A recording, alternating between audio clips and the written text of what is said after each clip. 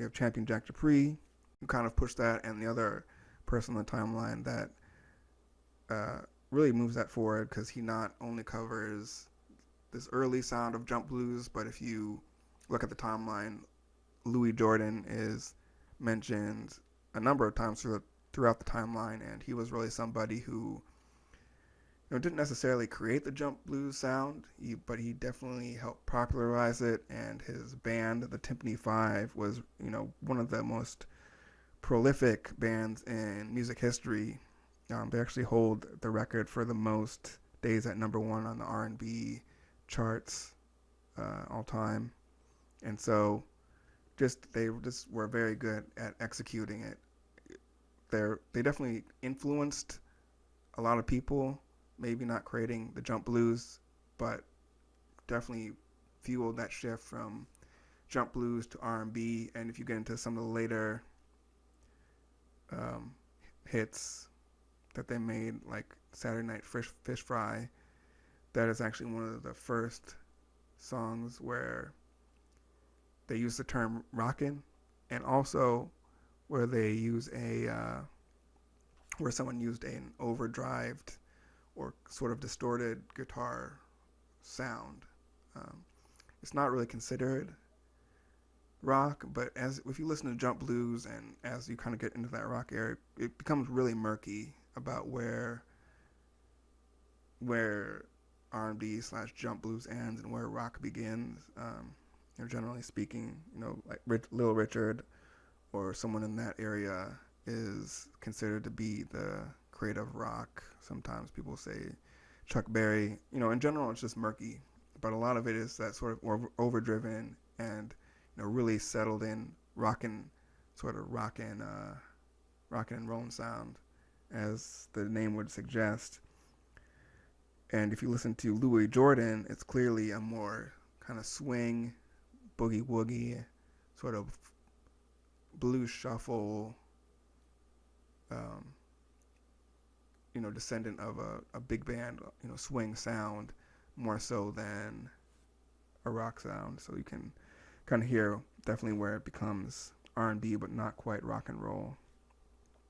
So Louis Jordan, well, as I was saying, super well known, famous individual, mostly for a small period of, not small, but less than a decade period of time with the Timpani Five, where basically all his big hits were created, and then he continues to perform. But that was kind of the peak. But he started as a saxophone player in swing bands, and he also was involved in a minstrel variety show act called the Rabbit Foot Minstrels, and they were well known because, well, not just because, but they were Bessie Smith and Ma Rainey both played in that minstrel band, and kind of covered the history of minstrel shows and all of that earlier on. So I'm not going to really get into it, but that was a well-known act, and that was one of the bigger early professional acts he got until he formed his band, the Timpani Five.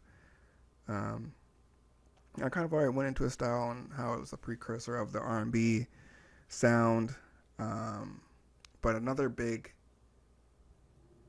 contribution the Timpani Five had in terms of sound was really taking the um, big band setup, which was usually around 10 people, and showing that a combo, which is about usually like three to seven individuals, that they could still get that big sound and be a powerful, commanding act.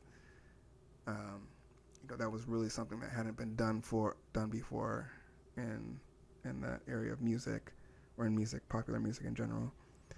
And so, like I said early on, when they formed around 1939, I believe, 1938, 1939, but they didn't start recording until 1942 for their major label. And during that period between 1942 and 1951, They recorded like 57 recordings, and 55 of those recordings made it onto the chart. So it was, just, not just made it the charts, the top of the charts. So they just had a really incredible run that no one has really, no one's really topped since, and popularized the genre, and certainly influenced people down the road. And as I suggested after that, um, Louis Jordan didn't really have a super successful solo career, but he continued to perform. You know, uh,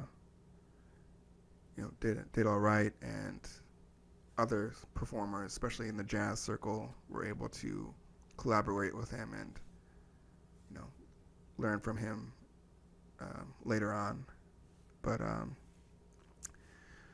think the main songs I highlighted in the timeline, like Choo Choo, Jaboogie, um, they were just not only hits but examples. Each of them kind of exemplified the sound of the time, and if you listen to each of them as you go down the timeline, you can see how it kind of slowly evolves into a sort of almost rock and roll sound in Saturday Night Fish Fry. And Let the Good Times Roll is a good example, pretty classic hit that was covered by a lot of people. That shows like that infusion of blues. It was kind of a blues shuffle, but with Louis Jordan, it's a kind of a blues shuffle swing sort of style. So all the tracks are big. With Louis Jordan, he kind of just he has so many hits. It's hard to just narrow it down to one.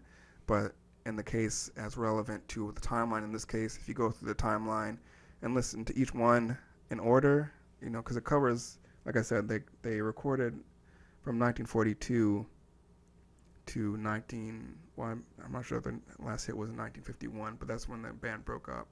So in between there, you can sort of see the evolution in a short span of time. And in 1950s, of course, was when we started to get into the rock and roll beat. So once again, Louis Jordan is not necessarily the creator of a lot of these sounds. They definitely, the Timpani Five, very prolific, definitely contributed to it, but most importantly, they popularized and, at least assisted and supported the evolution, and and that was a huge catalyst into the R&B genre.